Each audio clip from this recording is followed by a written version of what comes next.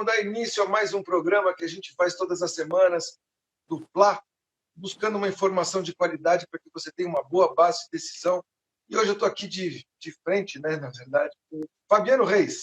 O Fabiano é jornalista econômico, totalmente focado no agronegócio, vive das histórias, vive do entendimento do agronegócio, transforma tudo isso numa informação e multiplica isso através das redes sociais, através dos seus programas de televisão, de canais fechados e tal.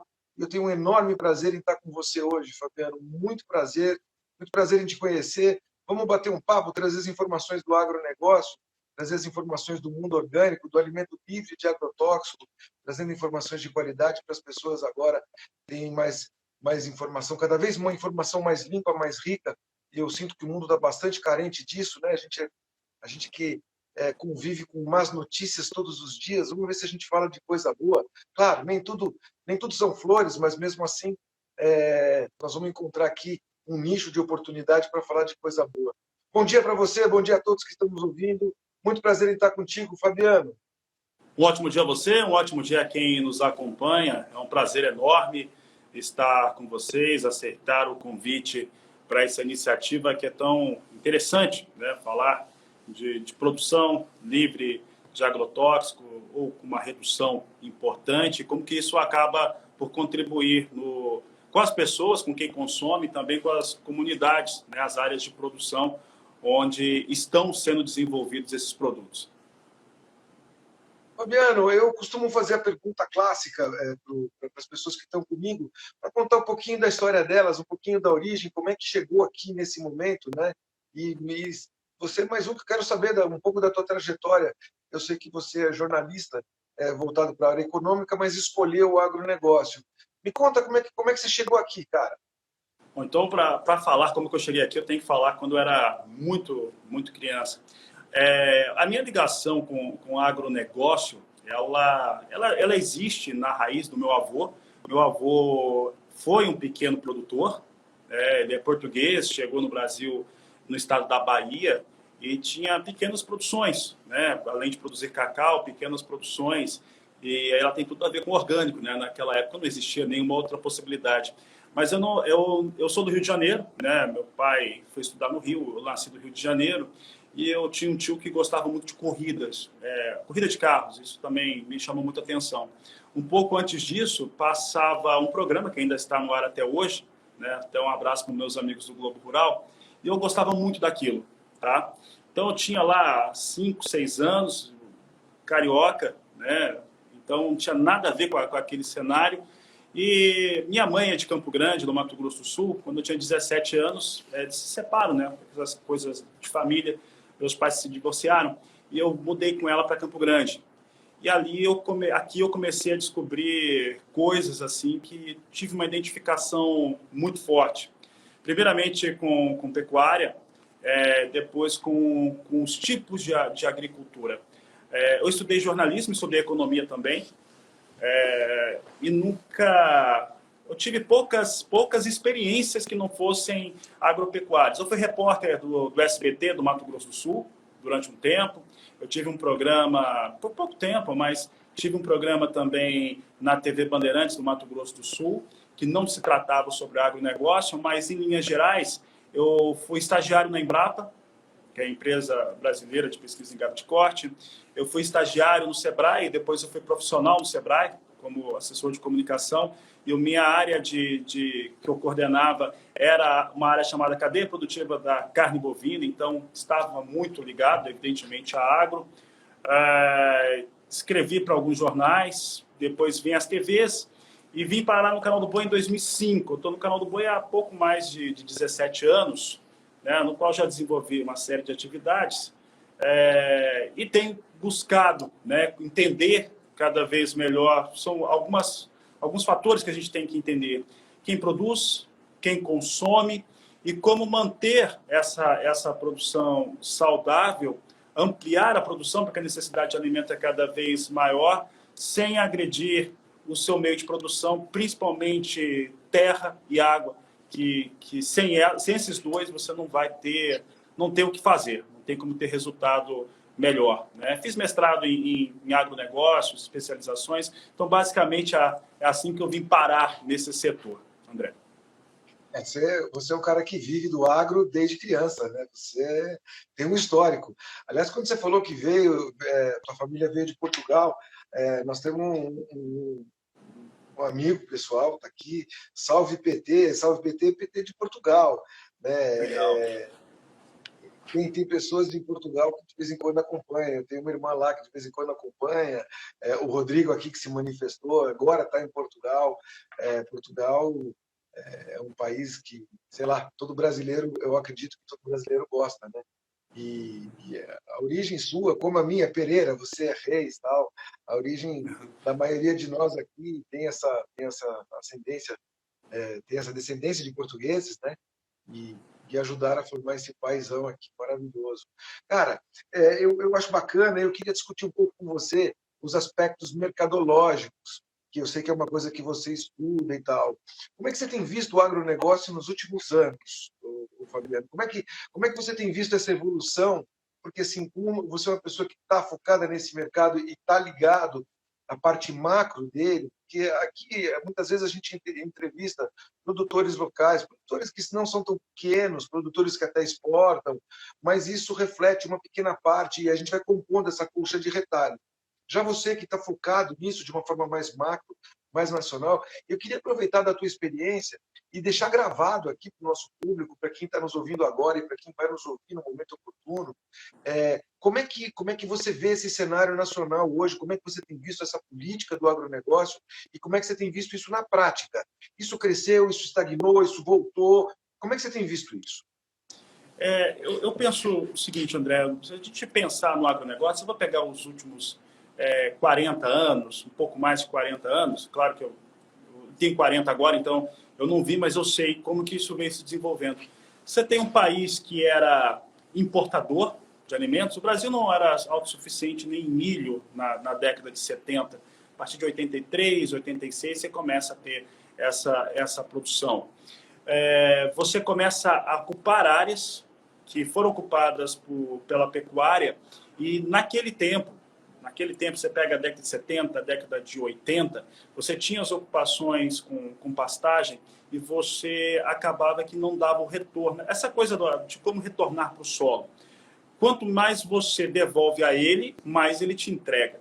A grande questão é que as pessoas não sabiam disso mesmo. Essa é uma informação que, se você pegar os primeiros agricultores, até aqueles textos que o pessoal da engenharia agronômica estuda, pão de rocha, por exemplo, que é a expressão que usa, os agricultores lá de meados de séculos atrás, eles já sabiam como utilizar, como melhorar um pouco, melhorar o solo, como devolver nutrientes para eles. Só que isso não foi usado aqui no Brasil, na Argentina, no Paraguai, isso não estava sendo utilizado. Então você teve uma utilização muito massiva dessas áreas. Tá? Áreas de pastagem, por exemplo, degradadas. Essa expressão pastagem degradada, ela é real. Para quem vive próximo a isso, para quem vê estudo disso, é real e sabe o prejuízo que isso causa.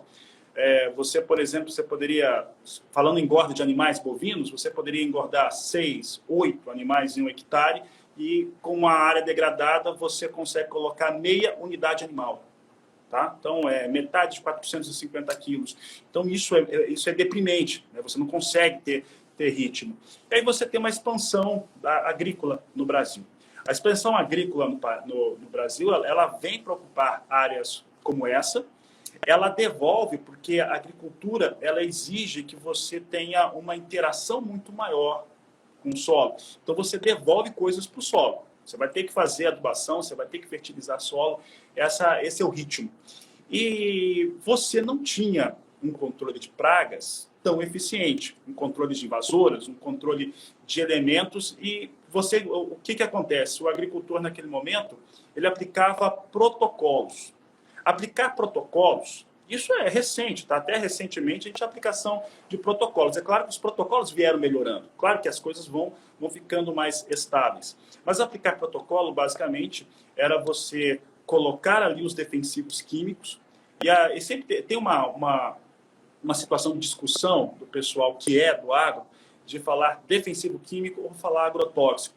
Se você utilizar corretamente, se você estiver usando daquela maneira que o esforço venha a controlar somente a área afetada, que você não gaste demais, que você não contamine, que você não afete os animais que são voadores e que acabam fazendo também ali a troca, né, de pólen, como as abelhas, por exemplo, você pode chamar de defensivo. Mas ele tem que ser chamado de agrotóxico, sim, porque ele pode atingir o homem. De alguma forma, ele pode atingir o homem. Então, é interessante porque dá aquele susto, né? É tóxico. Você tem que lembrar o tempo todo que aquilo lá é tóxico. É só utilizar errado que ele vai ter essa frequência.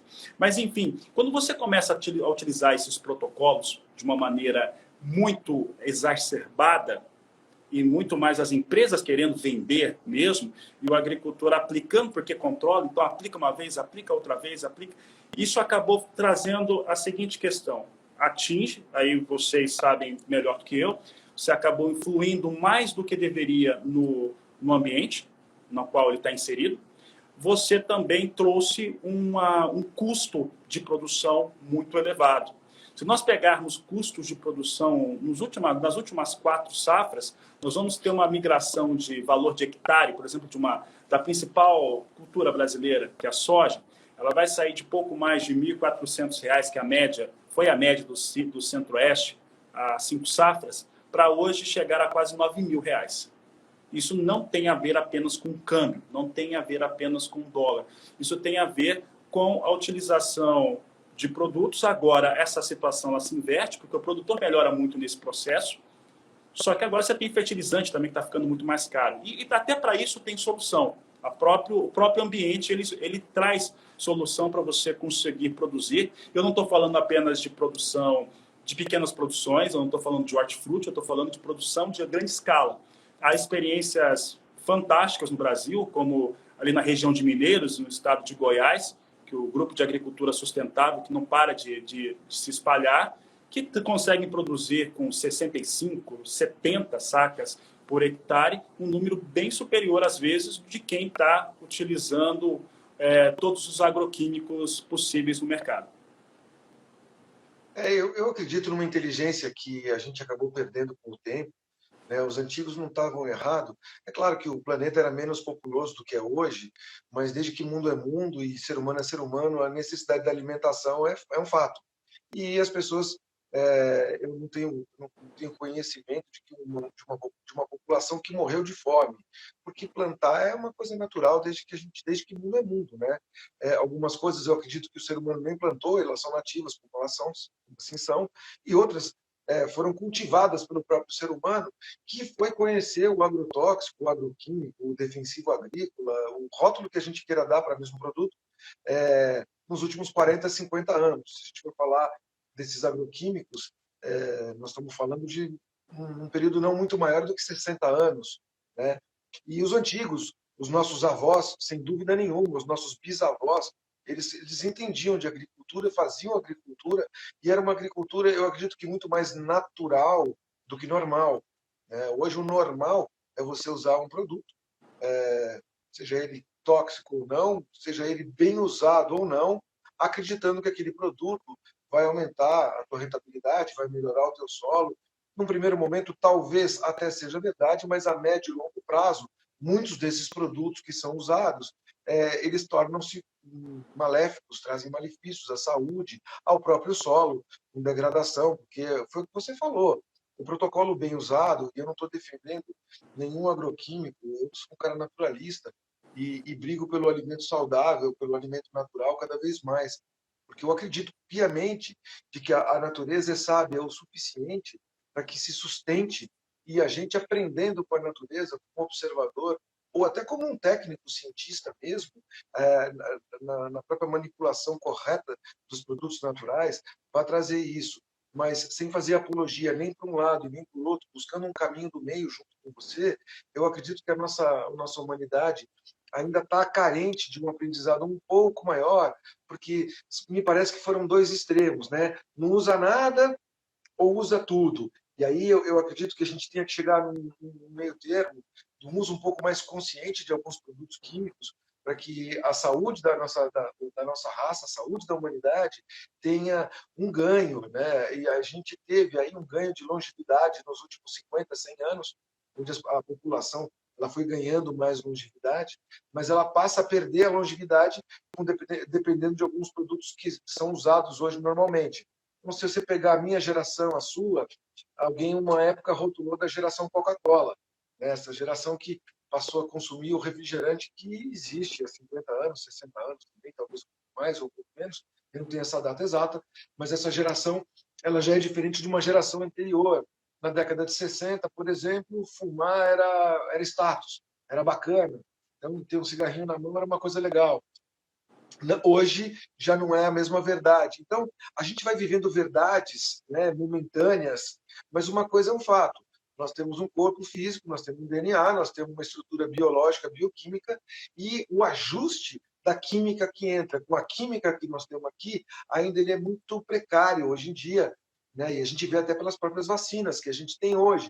A gente teve uma vacina que foi elaborada 2 anos e meio atrás, 2 anos atrás, e aí ela tinha escala para um determinado X, uma determinada X categoria de vírus, né? E ela não tinha escala para outra.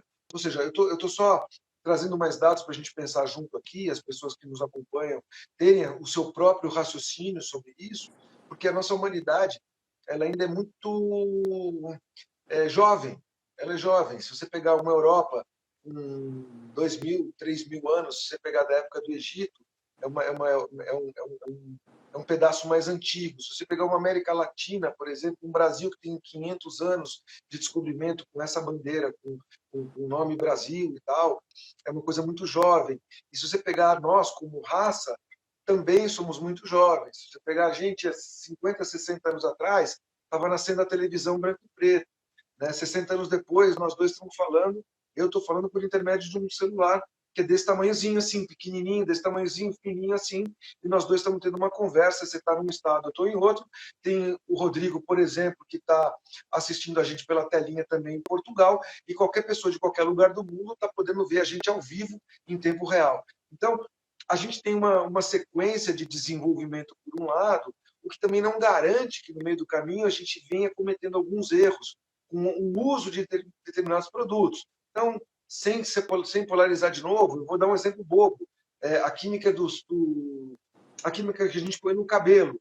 Nada garante que o nosso cabelo, não tem testes, por exemplo, muito longínquos para dizer que, olha, essa química aqui, no final das contas, vai acabar derrubando seu cabelo. Essa química que a gente coloca de maneira gradual e constante, diariamente, nos nossos corpos, alguns médicos afirmam categoricamente que algumas dessas químicas produzem câncer. Mas, claro que eles, de forma individual, têm os seus receios em colocar essa verdade, porque se ele não conseguir provar, ele tem um CRM caçado.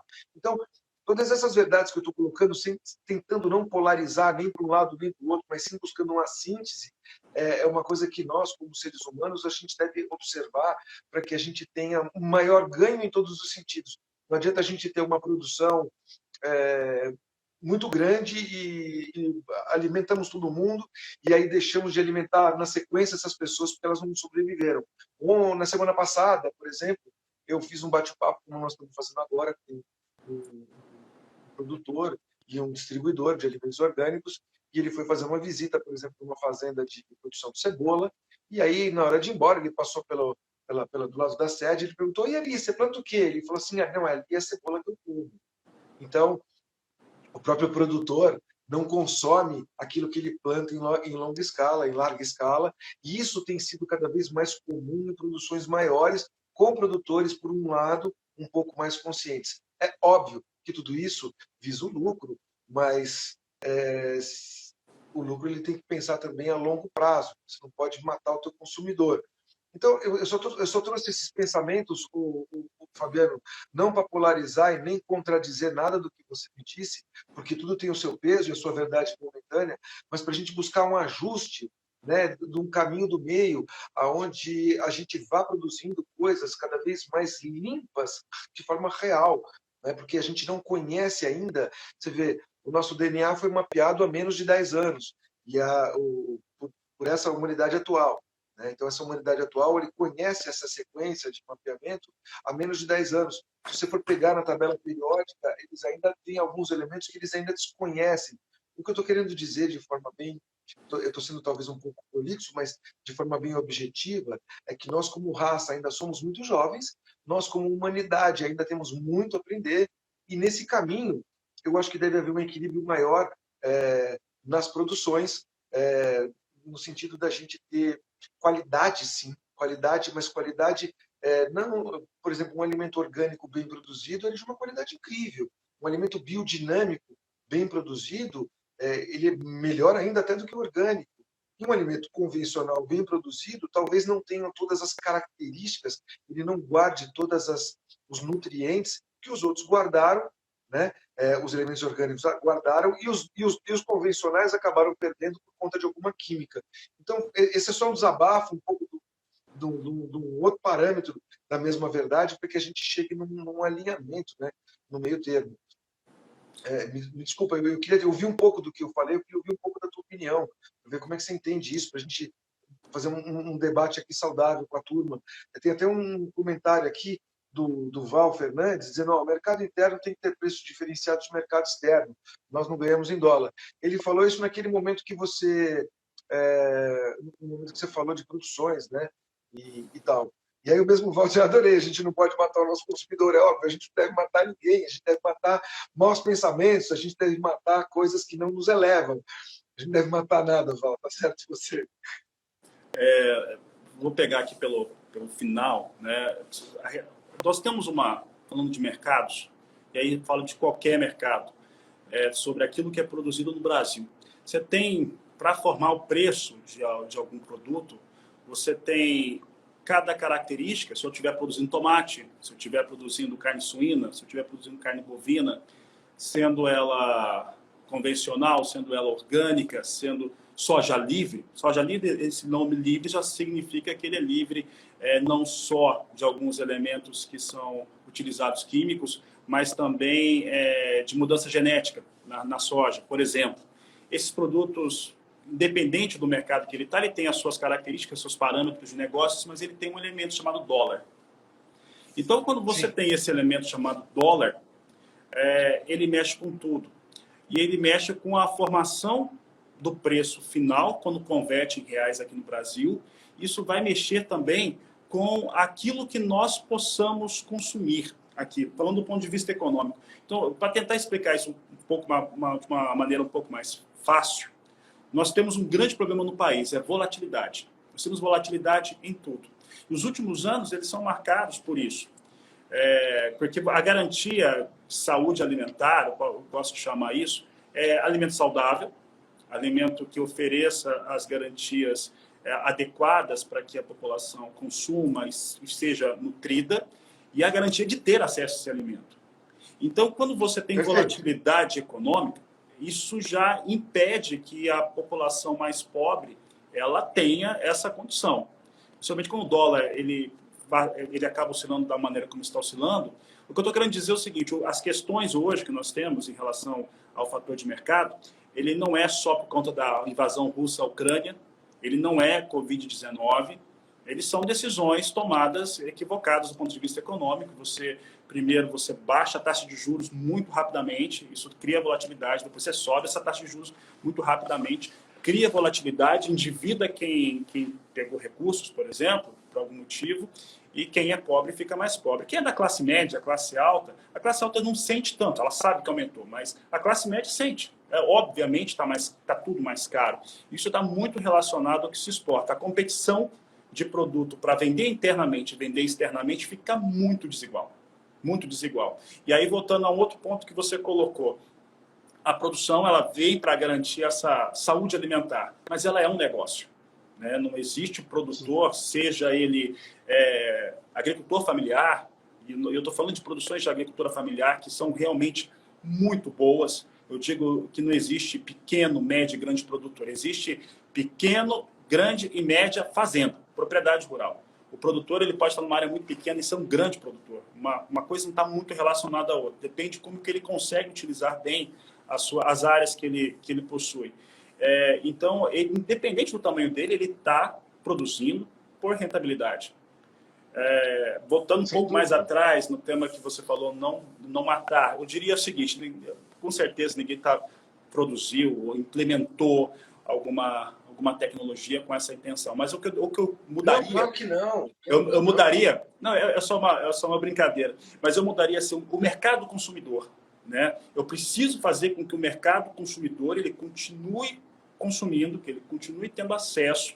Eu preciso elevar as margens de rentabilidade, não aumentando o preço. E, às vezes, dependendo do ponto de vista, não vai ser aumentando muito o seu consumidor. Tá? É claro que a gente tem muita gente que não está consumindo. Então, isso talvez traga uma ampliação. Mas não é elevando esse consumidor, tem uma margem de nascimento de pessoas menor, então isso vai ficar mais ou menos estável. Mas como que você melhora a rentabilidade? Trabalhando melhor aquilo que você tem, a sua terra. Você tem que trabalhar melhor. E isso representa, por exemplo, tá? Não estou falando contra alguma empresa, alguma multinacional, mas, de repente, isso representa eu comprar menos químico mesmo, utilizar menos químico. E conseguir utilizar o que a terra, o que o ambiente, o que a minha região me oferece como bioinsumos, como controle natural de algumas pragas. Você precisa ter essas alternativas e conhecê-las. E, de repente, numa primeira safra, num primeiro ano, você não consegue aplicar bem. Então, você não vai aplicar em tudo. Você pode parcelar a sua área de produção e ir aumentando de acordo com que a sua experiência melhora. Eu penso que isso é muito, muito adequado para que você não tenha, para que o produtor rural não tenha prejuízo, que ele vai continuar vivendo, ele vai ter que continuar ele precisa, fazendo. Ele não pode matar o negócio dele. Você tem toda a razão. Eu não tiro a tua razão, tuas colocações são coerentes. Eu concordo em gênero e no grau. Ele tem que estar vivo, ele tem que ser sustentável. Ele tem que estar lá, mas ele parte exatamente disso que você coloca. Ele pode fazer por trechos, ele pode fazer experimentos. Você está certo nas suas colocações. E você tem propriedades, e eu penso assim, eu citei até a experiência do pessoal de Mineiros, que eles estão numa região de área de alta preservação. Então, não é só aquilo que você está vendo, mas aquilo que você acaba infiltrando para lençol freático, que vai atingir rio, que vai atingir nascentes. Então, ali tem todo um cuidado. E eles conseguiram ali, desde o princípio, eles não tiveram escolha. Né? Eu não sei se é melhor não ter, porque agora o produtor está chegando num momento que ele também não tem escolha. Ele vai ter que voltar, porque ficou muito caro. Ficou muito caro. Independente de você trabalhar muito corretamente, está muito caro. A inflação ela existe para todo mundo. Não adianta pensar que tal categoria profissional não está vivendo. Ela existe e ela é muito elevada. Isso é mundial. E ela é muito elevada. É um momento mundial. Aliás, pegando esse gancho, eu queria entender como é que você analisa o mercado de exportação e a recepção no mercado global dos produtos limpos, aproveitando, falando de um pouco dessa coisa mundial, dessa inflação. Como é que você está vendo esse momento? Para qual produto específico, André? Não entendi. Olha, eu queria entender o mercado geral de exportação. O mercado geral de exportação, eu sei que é uma coisa que no Brasil cresceu bastante nos últimos anos. Como é que você vê esse momento pontual e como é que você vê esse futuro? Mesmo a gente atravessando essa fase bastante difícil, nós estamos no meio de uma guerra, terminando uma pandemia, mas o mercado se reaquecendo também. E eu queria entender, você que está nessa área econômica e trabalha no agro, como é que você tem visto esse mercado internacional nosso agora? O dólar deu uma caída nos últimos meses, né? nos últimos dias, né? Vamos pensar assim. Como é que você tem visto esse momento de exportação do nosso país? Sim. O Brasil tem, na exportação de produtos de agro, a sua principal fonte de renda. Então, o agro ele é importante não só por geração de trabalho e renda no campo, geração de trabalho e renda nas cidades, porque quando eu falo agronegócio, eu estou falando de produção, estou falando de indústria, estou falando de comércio. Muitos desses produtos eles passam por algum processo de industrialização e elas estão nas grandes cidades ou próximo, né? Os clusters estão formados ali nessa região. Para você ter uma ideia, o maior exportador de carne bovina do Brasil, por incrível que pareça, é o estado de São Paulo. Tá? Ele produz infimamente menos que os estados do Centro-Oeste ou Paraná ou alguns estados da região Norte. Só que ele compra esse gado, a parque industrial está montado ali, então nós temos ali essa saída de produtos. A produção, a exportação brasileira, ela não vai cessar, ela não vai parar de ganhar corpo. Há uma necessidade de você ter alimentos cada vez maior. Quando eu citei lá na primeira participação minha que a questão não é apenas a invasão russa, não é só o Covid, essa questão dos fertilizantes estarem nesse cenário não começou agora. Não é agora que não tem fertilizante. Não é agora. No final de 2020, não é relacionado à Covid, já se tinha um cenário de redução na oferta. Porque a oferta ficando mais ou menos a mesma, mas uma redução fazendo com que o preço aumentasse. Por quê? Se você tem problemas nos seus países, em qualquer país, os países estão com problema de doença, no caso a pandemia que tinha começado, ou qualquer outra questão, o processo inflacionário, a primeira ação que se toma é você elevar ao máximo que você puder a produção de alimentos no seu próprio país. É o que a China faz. Uhum. Tá? A China retira do mercado boa parte da oferta mundial global de fertilizantes para conseguir produzir no seu próprio país. É claro que eles nunca vão ser autossuficientes, isso é impossível. Mas quanto mais eles conseguirem produzir no seu próprio país, é estratégico fazer isso. Os países europeus têm feito tomado essa atitude. Nós estamos num momento no qual alguns produtos ficam muito mais caros por conta disso, mas eles teriam preços elevados de qualquer forma. Então, esse mecanismo ele não vai parar. Nós vamos continuar produzindo e exportando. Qual que é o desafio? O desafio hoje é você continuar mantendo essas exportações elevadas. No meu entendimento, quanto mais acabado fosse o nosso produto para o mercado internacional, melhor, porque gera mais trabalho e empregos no Brasil. Eu creio que essa é o grande desafio hoje, não é mandar o produto da fazenda direto, pegar a carreta, o trem, chega no navio e vai. Você tinha que dar o máximo de acabamento desse produto, que vai gerar emprego aqui. Isso também é uma questão no ambiente, falando do ambiente Brasil, fica muito, muito mais adequado, porque você faz com que essas pessoas tenham acesso também aos produtos que estão produzindo. Seria sensacional se nós tivéssemos esse cenário, mas também segurar um pouco os preços dos alimentos. Se nós pegarmos por preço de tonelada, André, eu lembro que há 2 anos e meio, a tonelada do milho exportado pelo Brasil estava em $120, ok? Com câmbio ali, tá? Então, nós tínhamos esse cenário. Hoje você tem ele a mais de $200 a tonelada. Eu nem vou falar do câmbio, ok? Então, isso vai mexer com o mercado. Quer dizer, você vê um aumento real, não por força de câmbio, mas você vê um aumento real por força de $120 para mais de $200, ou seja, o aumento é real, né? Não é uma questão de câmbio, porque se fosse $120 a R$3 e $120 a 6, era uma questão cambial, mas não. O 120 virou mais de 200, né? Não, é um preço em dólares mais alto, mas a tonelada vale mais. E assim todos os produtos. Historicamente, o valor era esse, 120. A tonelada da soja, $400, um pouco menos, um pouco mais, mas era isso. E esses valores, eles disparam. O valor da carne bovina dispara.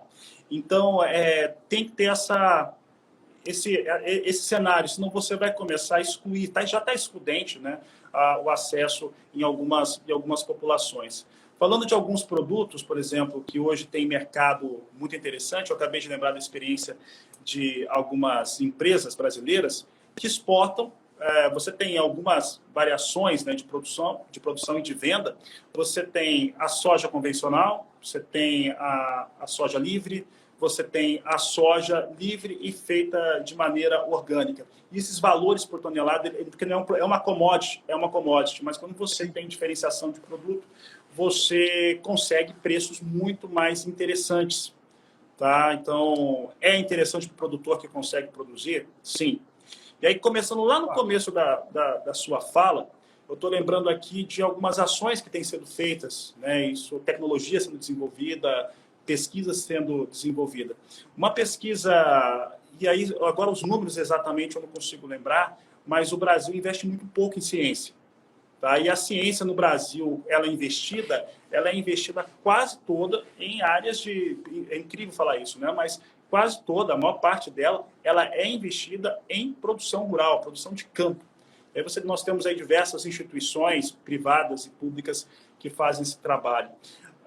E uma pesquisa, para você colocar, por exemplo, uma variedade nova de braquiária no mercado, para você colocar, às vezes, um defensivo, estou falando aí do químico mesmo, para você colocar um bioinsumo. Por exemplo, eu lembro de ter conversado com o Henrique Portugal. O Henrique Portugal é um músico, é do Skank, não sei se o Skank existe ainda, e ele tem uma empresa, e eu não sabia disso, eu conheci ele num evento, né, de orgânicos, inclusive, e ele me contava que o cara já estava trabalhando com isso em paralelo com a banda há muito tempo. Pô, isso é sensacional, né? E mercado tem muito. Né? E mercado tem muito. Mas o que eu quero falar, independente da pesquisa que eu estou citando, ela vai levar de 10 a 15 anos para ganhar o mercado. Você não consegue colocar isso antes. Então, ele tem uma margem de segurança razoável. Na tecnologia, hoje, e aí falando especificamente de quem vai utilizar químico, você tem, por exemplo, as pulverizadoras, ela dando aplicação muito precisa, mas realmente muito precisa do gotejamento para atingir somente a planta que está precisando, o peso correto dela, os bicos corretos. E é claro que o produtor precisa obedecer o que a máquina está dizendo. A máquina diz, a velocidade é tal. Se for mais que isso, nós vamos ter problemas, nós vamos esparramar esse químico aí para outras áreas, para a área de preservação, para outro tipo de produção que não deveria receber. Tem que respeitar isso, tem que respeitar a velocidade do vento, porque senão todas essas questões dão deriva, mata, aí você vai ter eliminação de insetos que fazem ali também o seu trabalho, que é importante para o desenvolvimento de qualquer planta. Eu queria abordar um tema contigo, que está bem focado na tua área, por ser jornalista. Como é que está agora isso? O agronegócio, eu vejo cada vez mais nos canais fechados, e eles também são grandes motivos de canais abertos, a divulgação do agronegócio. Como é que você tem visto essa expansão nos meios de comunicação, Fabiano, do agronegócio? Você que é um cara especializado nisso, eu queria que você desse uma pincelada para a gente aqui. Cada vez mais canais fechados, tem mais negócios voltados mais de informação voltada ao agronegócio, e você é um player do mercado nesse sentido. Como é que você tem visto isso? Como é que você tem visto essa expansão? Vou falar aqui da minha experiência. Tá? O Canal do Boi é a emissora especializada mais antiga do país. Ela inventou um negócio, ela inventou o leilão transmitido. E posso dizer o seguinte, se a gente não vendesse, não tivesse nenhum anunciante, a gente existiria do mesmo jeito como sempre existiu. Porque faz esse negócio, esse modelo de negócio realmente funciona muito bem. E, evidentemente, até pelo nome, a gente só falava de gado no começo aqui da empresa. Eu estou aqui há 17 anos, então eu gosto muito de estar aqui. Tem uma identificação muito grande. E aí nós tivemos outras emissoras que vieram depois, o Canal Rural. O Canal Rural era da RBS, que é a Rede Brasil Sul. A Globo ali tem na região sul do país. Depois nós tivemos o Terra Viva, que é do Grupo Bandeirantes. Terra Viva lançou mais uma TV agora nos últimos 14, 16 meses, que é o Agro Mais, ou Mais Agro, agora não confundo o nome, que também é uma TV agropecuária. E nós temos outras aqui no país, que agora eu não vou lembrar o nome. Também nessa seara, nós estamos tendo aí lançamento de outras emissoras. Se eu não estou enganado, por exemplo, a Rede TV vai colocar um canal fechado que deve ser nosso concorrente. Eu creio que esse tipo de coisa é muito saudável, né, tanto para o setor, para os profissionais e para melhorar mesmo. Você melhora, a concorrência sempre melhora quem já está na área. E outras emissoras que também vão abrindo programas muito especiais. Eu lembro da CNN, que trouxe ali para o seu corpo alguns especialistas muito importantes para falar de agro. O doutor Agro está lá agora, né? E isso realmente mostra que está ganhando força, está ganhando corpo. O mundo, né, o Brasil vai descobrindo isso, e as abordagens a respeito de agronegócio, elas vão melhorando. Até a visão que eu vejo da população sobre o produtor rural, né, se falava muito do fazendeiro, mesmo aqui em Campo Grande, que é o fazendeiro. E isso é uma coisa até elitista, né? É elitista você falar esse coisa, de repente era mesmo. Eu estou achando que era mesmo. Tá? Mas isso foi mudando. Hoje ele é produtor rural. E ele se vê como um trabalhador. Ele era o senhor feudal moderno, né? Ele era o senhor feudal moderno. E o fazendeiro era aquele cara rico que mandava na população local, ele era o cara que tinha o comércio, tinha o poder, tinha X mil alqueires, X mil cabeças de boi e tal. Hoje não. Hoje é o produtor rural, que é uma coisa mais intimista, né? Eu não sei se você vê da mesma forma. E eu vejo assim, Né? Principalmente entre as pessoas da minha geração e até um pouco mais velhas, eles se enxergarem também como um trabalhador. Eles são trabalhadores, né? Claro, você tem um poder maior, isso é inegável, porque você tem áreas que são caras, a terra não para de subir o preço, mas você tem um risco muito maior também, né? As pessoas esquecem disso, né? Quanto mais, o risco também sobe muito, né? Você tem uma indústria a céu aberto. Então, melhora a imagem que a população tem desse produtor rural, hoje produtor rural mesmo, né? Nos últimos 20, 30 anos, um produtor rural, e isso contribui, quanto mais exposto está, contribui para que o negócio seja visto de uma maneira melhor, seja defendido e seja também, muitas vezes, até policiado, que é importante. É importante que isso ocorra para que nós não tenhamos algum tipo de problema. Nós tivemos problema, por exemplo, de alteração de leite no Paraná, no Rio Grande do Sul, há alguns anos, e não era a primeira vez. E quanto mais sociável for, quanto mais ele fica disponível para a população, mais popular fica, mais fácil é que a gente conheça realmente a verdade de cada um dos cenários, dos setores aí que estão envolvidos. Tem um comentário aqui, concorrência sim, cartel não. A concorrência bem feita, ela gera uma competitividade saudável, né? E em muitos casos ela gera uma certa colaboração. É fácil, você vê farmácias que abrem uma do lado das outras, né? É bem comum isso, posto de gasolina um perto do outro. Quer dizer, a concorrência de forma saudável, ela gera uma colaboratividade onde existe um ganha-ganha. Então, aqui respondendo ao Val, cartel não, né, Val? Cartel não. Falar em concorrência saudável, né? Cara, para finalizar, eu sei que você publicou um livro chamado Reflexos sobre o Nada nos Mares do Pantanal. Sim. E eu queria que você falasse um pouquinho do teu livro, despertasse o interesse das pessoas que estão nos ouvindo, que vão nos ouvir, para o teu livro. Fala um pouquinho dele para a gente.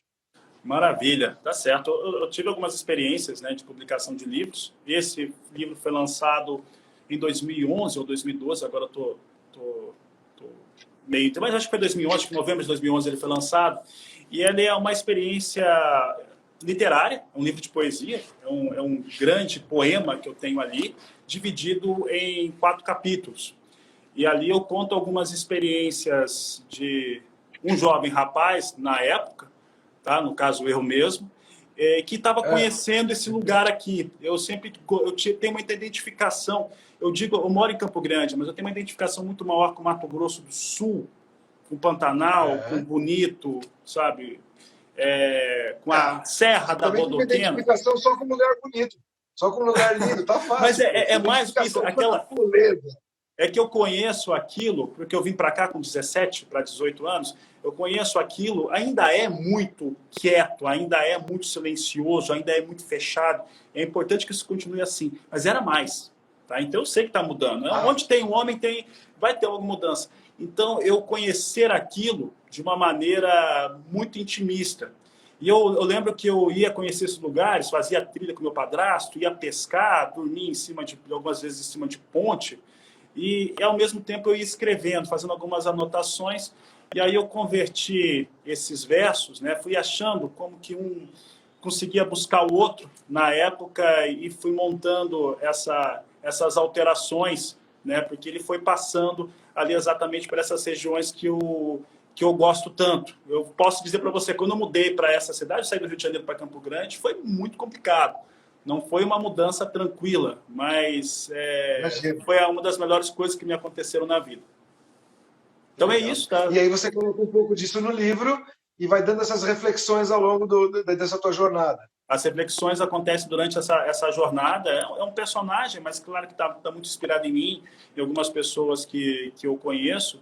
E aquilo que eu via, ele não poderia ser refletido de uma outra forma que não fosse em versos. Foi isso que eu pensei quando eu escrevi aquele livro. Tive a oportunidade também de ver o Pantanal encher algumas vezes, dos peões trabalharem para retirada de gado. Teve uma vez que eu estava junto, e é muito trabalho, dá muito medo, mas é um negócio muito bonito de se ver, como que a vida acaba se renovando a cada vez que nós temos essas mudanças de ciclo. Segundo o meu entendimento, a natureza é Deus na segunda pessoa. Então, cara, viver a natureza de forma esplêndida, de forma real, visceral, né, de forma bem rica, tá mais próximo do Criador. Puxa, você teve momentos incríveis, você teve uma trajetória bonita. Então, olha, para a gente encerrar esse nosso bate-papo, eu peço que o convidado que vem conversar com a gente na Rede Plá toda semana deixe uma mensagem, né, algo que ele acredite, algo que ele tenha como valor interno, que ele coloque para fora aí, para que incentive as pessoas, segundo a sua ideia, pensamento, sentimento, para que as pessoas possam ganhar aí um up nessa sexta-feira. Então, eu peço que você deixe uma mensagem para quem vai nos ouvir, para quem nos está ouvindo agora ao vivo e para quem nos vai ouvir no momento certo, na hora certa, porque eu acredito que tudo é assim. No momento certo, na hora certa, chega para a pessoa certa. Então, fica aberto aí o microfone para você deixar uma mensagem aí para o pessoal que está nos ouvindo e que vai nos ouvindo. Bom, o que eu diria, algo que eu falo no meu programa, para produzir bem, você tem que preservar. Você vai ser muito mais rentável, você vai ter margens de lucratividade muito maiores, você vai conseguir integrar melhor. E aí eu falo de sustentabilidade, falo sobre como que isso afeta o ambiente, como que isso, o meio ambiente, como é que isso afeta o ganho econômico, como isso afeta as pessoas, quando você consegue preservar. Quanto mais preservada é a propriedade, mais água ela tem, melhor qualidade de solo, mais micro-organismos, isso significa que você rende muito mais. Então, para produzir mais, a resposta é muito simples, preservar. E tem que estar pensando o dia inteiro como fazer isso melhor. Cara, adorei as suas palavras, realmente você tem uma profundidade, sim. Preservar o que é bom é manter e multiplicar, né? Foi como você colocou, eu estou repetindo as tuas palavras de uma outra forma. E acho que com esse final eu agradeço a tua participação, muito obrigado pela tua atenção, muito obrigado pela tua última hora de bate-papo, foi muito enriquecedor, a gente aprende muita coisa aqui e busca levar o que a gente conhece, e é uma troca. Então eu agradeço, Fabiano, muito essa sua participação, deixo essa sua dica e peço que ela se multiplique. Se você quer aumentar, preserve. Se você quer manter, preserve. Se você quer ir mais longe, preserve. Se você quer maior lucratividade, preserve também. Preserve o que é bom, multiplique o que é bom e aí é como diz um amigo meu, Banco do Brasil, bom para todos. É um ganha-ganha. Muito obrigado a todos que nos ouviram. Muito obrigado. Eu desejo a todos vocês um bom final de semana, um bom restinho de sexta-feira. Sextou. E eu desejo a vocês tudo de bom. Muito obrigado a você, Fabiano. Muito obrigado a todos vocês que nos ouviram. Até a semana que vem com mais um bate-papo na Rede Plá. Acompanhe a gente nas redes sociais, acompanhe a gente no YouTube, acompanhe a gente no Instagram. E a gente está aqui para divulgar uma informação de qualidade para que você tenha uma boa base para a decisão. Bom final de semana a todos. Muito obrigado. Obrigado, Fabiano. Tchau. Obrigado, André. Grande abraço. Beijo a todos. Abraço.